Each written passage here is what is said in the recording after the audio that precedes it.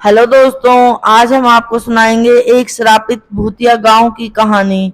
अगर आप हमारे चैनल पर नए हैं तो प्लीज हमारे चैनल को लाइक करें, सब्सक्राइब करें और शेयर करें। एक समय की बात है, चमकौली नामक गांव में अक्सर अजीबोगरीब घटनाएं हुआ करती थीं। गांव वालों का मानना था कि उनका चिमकौली गांव शापित है। जब भी कोई गांव वाला गांव के जंगल में जाता तो वह जिंदा नहीं बचता। गांव का चंदू किसान अपनी गाय के साथ जंगल के रास्ते होते हुए गांव जा रहा था। रात काफी हो गई थी। चंदू, अरे रात काफी हो गई है, मुझे जल्दी निकलना चाहिए था, लेकिन यह गौरी जंगल में चलने लग गई और देर हो गई। गौरी, अब चल जल्दी से, इस जंगल में बहुत अनहोनी घटनाएं होती रहती हैं। चंदू डरता हुआ अपनी गाय के साथ थोड़ा आगे बढ़ता है तो उसे पेड़ के नीचे एक बुढ़िया घूंघट ओढ़े दिखाई देती है, जो देखने में काफी डरावनी लग रही होती है। बुढ़िया हंसते हुए, अच्छा तो तुम आ ही गए, अच्छा हुआ कोई तो इस जंगल में आया। बहुत दिन हो गए किसी इंसान का खून नहीं पिया, आज तो मजा आ जाएगा, शिकार खुद चलकर आया है। चंदू, कौन हो तुम, हमें जाने दो, हमको अपने गांव जाना है। ये सब सुनकर चंदू बहुत डर जाता है और वहां से अपनी गाय के साथ भागने लगता है। चंदू, भाग, अरे तेज भाग मेरी गौरी, नहीं तो आज हम दोनों नहीं बच पाएंगे। तभी वो घूंघट वाली बुढ़िया उसके सामने आ जाती है और अपने लंबे लंबे नाखूनों से चंदू को मार डालती है। उसके बाद उसकी गाय को भी मार डालती है। अगली सुबह ये खबर गांव वालों को पता चलती है। गांव के लोग ये जानकर बहुत हैरान हो जाते हैं। गांव में आदमी, अरे भैया सुना है, उस घूंघट वाली बुढ़िया ने कल रात चंदू किसान और उसकी गाय को मार डाला। भैया ये तो अच्छा नहीं हुआ भैया। दूसरा आदमी, हाँ भैया, अब तो इस गांव में रहते भी डर लगता है, लेकिन क्या करें भैया, गांव छोड़कर भी तो नहीं जा सकते ना। वो ये जंगल है, वो गांव के बीचों बीच ही पड़ता है, आखिर जाएं तो कहाँ जाएं। ये बोलते हुए वो दोनों बहुत उदास हो जाते हैं। चंदू के मरने की खबर उसके घर पहुंचती है। चंदू किसान का बेटा पप्पू जोर जोर से रो रहा होता है।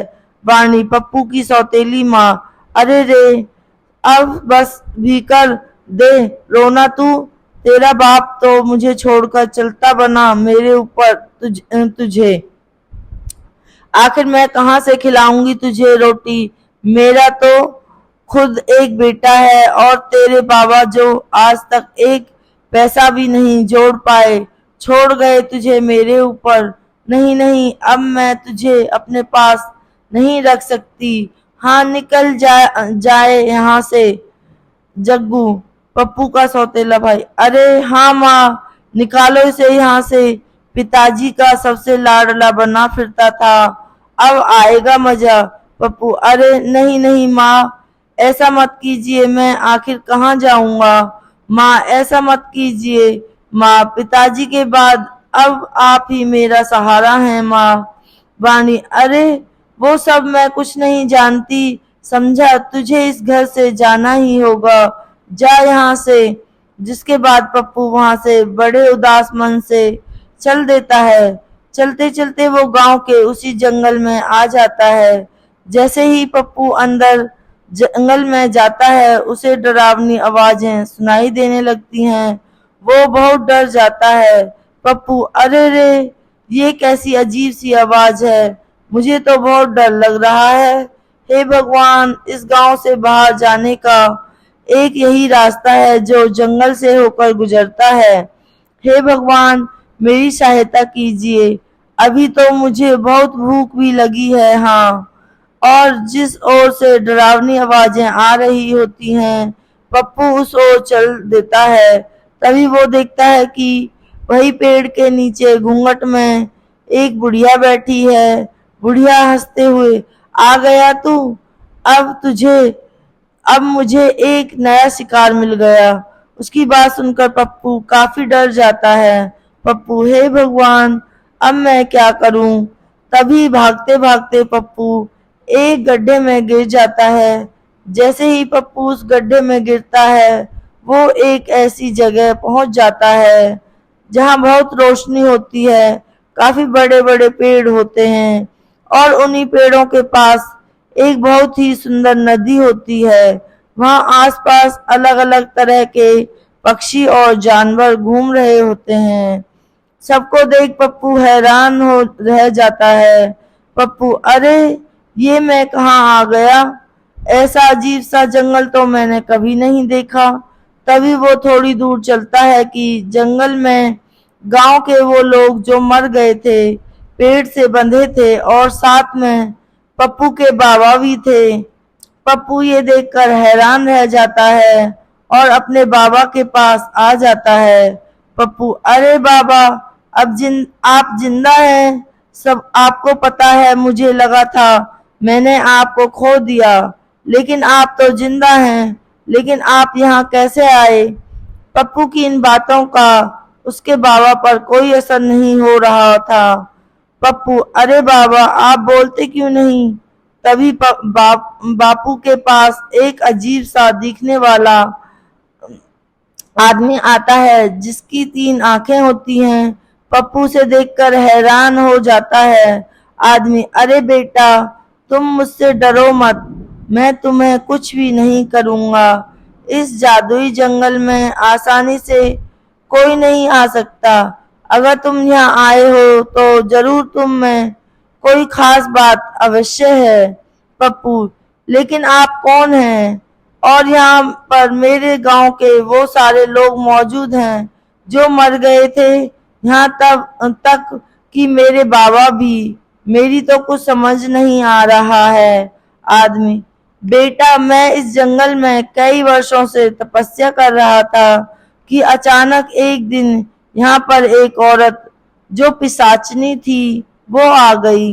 कई वर्षों की तपस्या के बाद मुझे एक मंत्र मिला था जिससे मैं सबसे शक्तिशाली हो सकता था और हमेशा के लिए अमर भी। लेकिन इस बात की खबर उस पिशाचनी को लग गई और यहाँ मुझे मारने आ गई। बुढ़िया, मैं पिशाचनी हूँ। मुझे पता चल गया है कि तेरे पास वो जादुई मंत्र है। मुझे वो जादुई मंत्र बता, मैं इस दुनिया में अमर होना चाहती हूँ। आदमी, उस समय अगर मैं पिशाचिनी को जादुई मंत्र नहीं बताता तो वो मुझे मार डालती, इसलिए मैंने उसे वो जादुई मंत्र बता दिया। लेकिन क्योंकि वो एक पिशाचिनी औरत थी, इसलिए उसे अमर होने के लिए उस जादुई मंत्र के साथ साथ कुछ लोगों के खून की भी जरूरत थी, जिनका खून पीकर वो अमर हो सकती थी। तब से ही पिशाचिनी अपना वेश बदलकर अलग अलग गांव में जाती है और लोगों को मारकर उन्हें यहाँ इस जंगल में ले आती है और उनका सारा खून पी जाती है।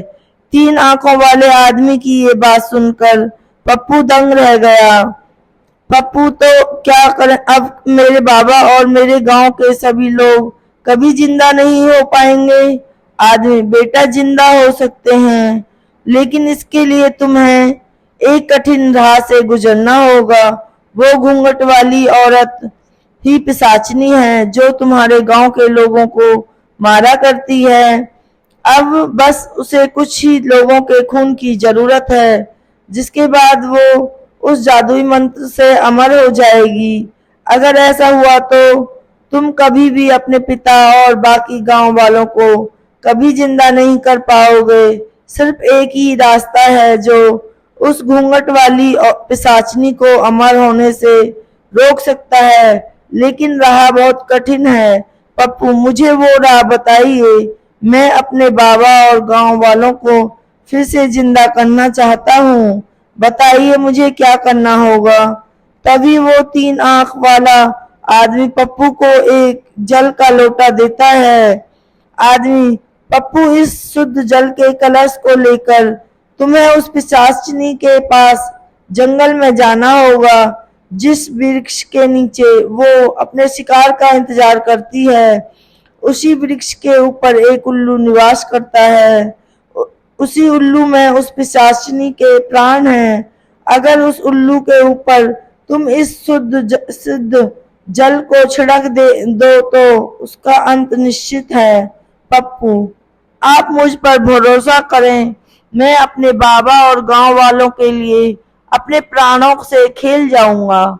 आदमी, कलश लेकर तो तुम जाओगे, लेकिन ध्यान रहे ये कलश अगर गलती से पिशाचिनी ने छू लिया तो इसकी सारी शक्ति खत्म हो जाएगी। एक बात और, ये काम तुम्हें सूर्यास्त के वक्त ही करना होगा। अगर उस पहर से पहले तुम काम ना कर पाए तो रात होते ही उल्लू वहां से उड़ जाएगा। उसके बाद उसका पता लगा पाना बहुत मुश्किल होगा। पप्पू, आपकी कही सब बातों का मैं ध्यान रखूंगा। अब आप मुझे आज्ञा दें। आदमी, तुम अपने कार्य में कामयाब होकर लौटो, सभी का आशीर्वाद तुम्हारे साथ है। उसके बाद पप्पू जंगल में ठीक उसी जगह सूर्यास्त से पहले पहुंच जाता है। पप्पू, मैं उस पिशाचिनी को किस तरह इस पेड़ के नीचे से हटाऊं? अगर मैं इसके सामने गया तो ये मेरे पीछे पड़ जाएगी और इस कलश को भी तोड़ना चाहेगी। हे भगवान, मेरी मदद करो। तभी पप्पू के सामने उसकी गाय गौरी, जिसको पिशाचिनी ने मार दिया था, वो आ जाती है। पप्पू, अरे गौरी, तुम आ गई? गौरी, हाँ पप्पू, मैं तुम्हारी मदद करने आई हूँ। अब मैं तुम्हारा रूप लेकर पिशाचिनी के सामने जाऊंगी, जिससे वो मेरे पीछे भागेगी। तब तुम पीछे से जाकर उस पेड़ पर बैठे उल्लू पर इस सिद्ध जल को छिड़क देना, जिससे इस पिशाचिनी का अंत हो जाएगा। पप्पू, ठीक है, मैं बिल्कुल वैसा ही करूंगा। उसके बाद गौरी पप्पू का रूप लेती है। पिशाचिनी के सामने जाकर गौरी, इधर देखो बूढ़ी पिशाचिनी, आओ मेरे पास।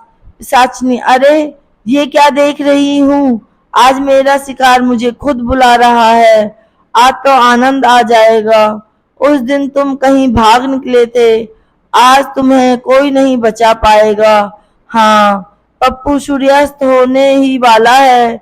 यही वक्त है जब मुझे उस उल्लू पर जल छिड़ककर इस पिशाचिनी का अंत करना होगा। पप्पू झट से उस पेड़ पर चढ़ जाता है और देखता है कि एक बहुत भयानक सा उल्लू पेड़ की डाल पर बैठा हुआ है। पप्पू कलश से जल उस पर छिड़क देता है, जिससे उल्लू जलकर खाक हो जाता है और वहीं दूसरी ओर पिशाचिनी गौरी के पीछे भागते हुए जलने लगती है। पिशाचिनी, अरे ये क्या हो रहा है, मेरा शरीर कैसे जल रहा है? धोखा, मेरे साथ धोखा हुआ है, नहीं, किसी को नहीं छोड़ूंगी, बचाओ। पप्पू, धन्यवाद ईश्वर, मैं इस पिशाचिनी का अंत करने में सफल हुआ। उसके खत्म होते ही पप्पू के बाबा और सभी गांव वाले उस 3 आंख वाले आदमी के साथ वहां आते हैं, जिन्हें देखकर पप्पू बहुत खुश हो जाता है। पप्पू, अरे बाबा, आप जिंदा हो गए। मेरे प्यारे बाबा, देखो मैं आपको अपने पास फिर से ले आया। चंदू, हाँ मेरे बच्चे, देख मैं तेरे पास आ गया हूँ। 3 आंख वाला आदमी, वाह पप्पू, तुम सच में बहुत बहादुर और साहसी हो। तुमने उस पिशाचिनी घूंघट वाली बुढ़िया को हमेशा के लिए मुक्त कर दिया। अब वो बहुत दूर जा चुकी है। अब तुम्हारा गांव श्रापित नहीं रहा। बेटा, अब किसी भी गांव वाले की मौत नहीं होगी और ये सब तुम्हारे ही कारण हुआ है। यह सुनकर वापस जिंदा हुए सारे गांव वाले भी पप्पू का धन्यवाद करने लगते हैं।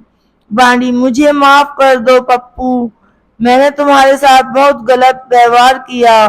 पप्पू, मेरे मन में आपके लिए कोई करवाहट नहीं है। माँ, देखो पिताजी अब हमारे साथ हैं, अब हम सब साथ रहेंगे। बूढ़ा आदमी, अरे वाह बेटा, तुमने जो हमारे लिए किया वह कोई नहीं कर सकता। तुम वाकई ही हमारे गांव के नायाब हीरे हो। हम जो तो तुम्हें पाकर धन्य हो गए बेटा।